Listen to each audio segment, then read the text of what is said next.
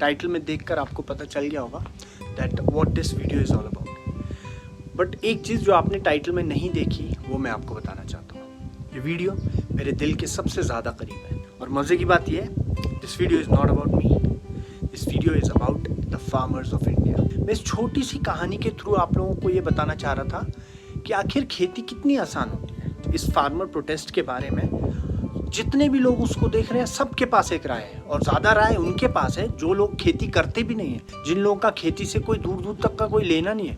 सबसे ज़्यादा वो लोग बन रहे हैं। तो बस मैं चाहूँगा कि आप ये वीडियो देखिए और उसके बाद खुद डिसाइड कीजिए कि आखिर इस देश को चला कौन रहा है, इसको राज्य करने वाले या हम सबको रज के खाना खिलाने वाले। प्लीज़ वॉच दिस और अगर अच्छा लगे do share it. Thank you.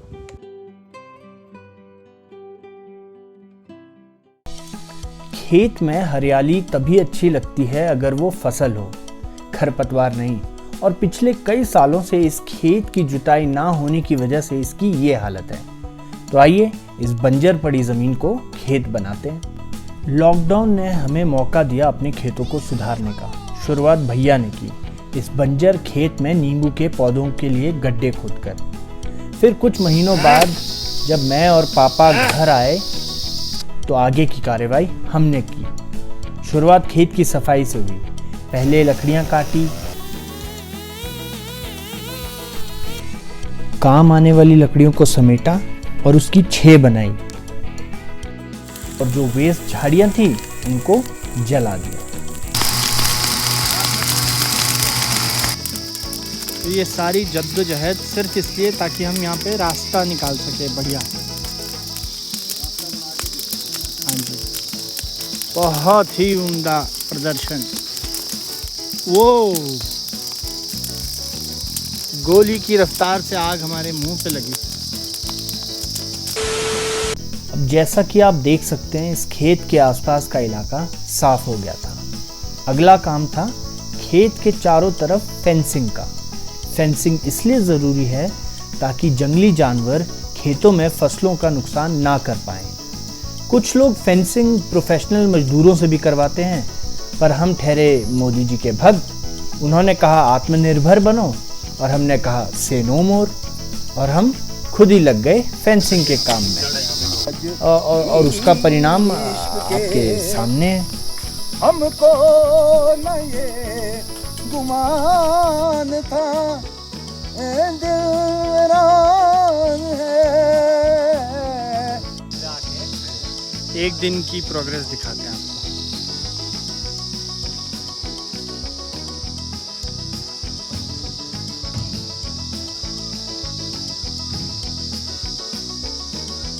One day और दूसरे दिन डन,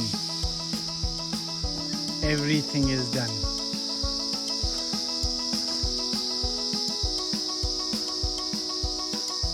टू डेज ये पूरा हो गया जी। यहाँ से नीचे यहाँ से रखा हुआ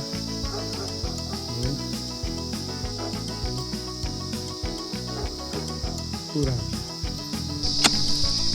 अब बारी थी खेत के छोटे मोटे सुधार कार्य की।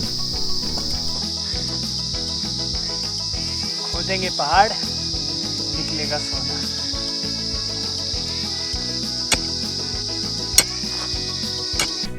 इन सब के बाद इससे पहले कि खेत में हम ट्रैक्टर चलाते, पूरे खेत में गोबर यानी खाद को फैलाना ज़रूरी था।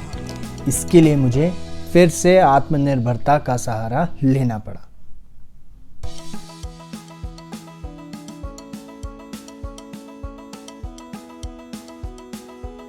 Today is the second last day of this खेत।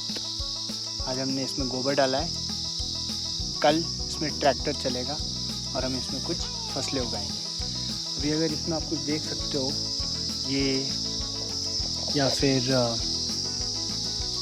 ये नींबू के पौधे। तो मेजरली हमने इसमें नींबू के पौधे लगाए थे, बट अब हम सोच रहे हैं कि नींबू के पौधे ही क्यों, हम इसमें दूसरे भी गाजर, मूली, शलगम वो सब भी लगाएंगे। कल ट्रैक्टर चलेगा और फिर वो बीज बोए जाएंगे। फाइनली वो आखिरी दिन आया जिस दिन हम हफ्तों की मेहनत के बाद खेत में बीज बोने वाले थे। ये प्रोसेस 2 हिस्सों में होने वाली थी। पहले ट्रैक्टर से हार्ड ज़मीन को थोड़ा सॉफ्ट किया गया, फिर एक बार ब्लेड्स बदलकर दोबारा इसे उसी खेत में चलाया गया ताकि बीज बोने के लिए ज़मीन काफ़ी सॉफ्ट हो। हार्ड ज़मीन पर बीज बोना थोड़ा मुश्किल होता है।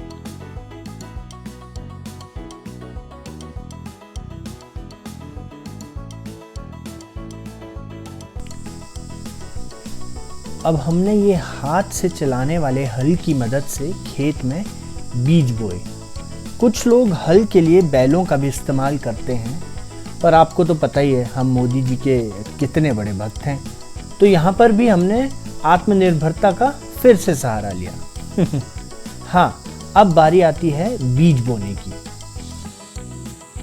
और हमने इसमें बोए नींबू के पौधों के साथ साथ मटर, चुकंदर, मेथी, मूली, सरसों और पालक। तो पापा जी हमारे पास मोई नहीं थी, तो हमने उसका क्या तरीका निकाला है? बैल भी नहीं है और हल भी आर्टिफिशियल है, तो मोई भी हमें इसी जगह आर्टिफिशियल ही बनाना होगा।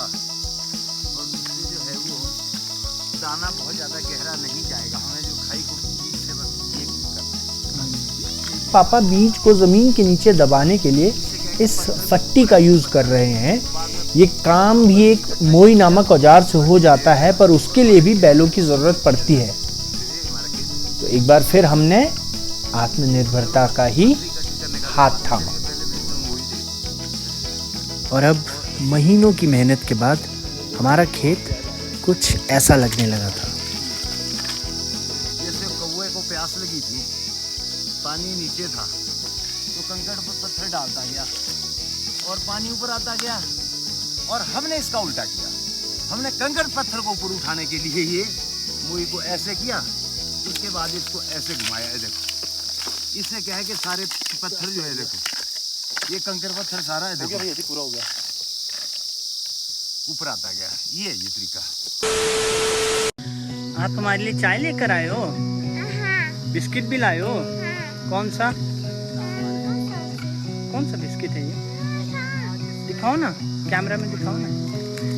मैकविटीज। तो जितना भी आपने कुछ देखा उससे एक चीज़ तो काफ़ी क्लियर है कि खेती करना उतना भी मुश्किल नहीं है।